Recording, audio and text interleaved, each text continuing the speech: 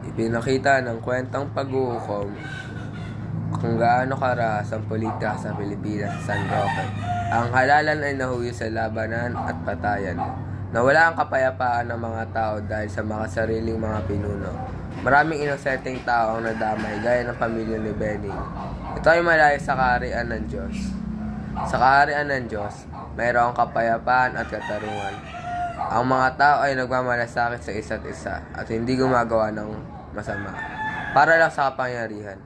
Ang mahihirap at mahihina ay binibigyang halaga, hindi pinapabayaan o inaabuso.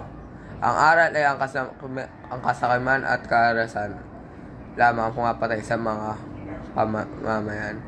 Bilang mga estudyante, dapat tayong mamuhay ng may katarungan, pagmamahal at pagkakaisa. Kung ang tao ay namumuhay ayon sa landas ng Diyos, mas magiging malapit ang lipunan sa kapayapaan, kaharian, kung saan tunay na matutupad ang katarungan at kapayapaan.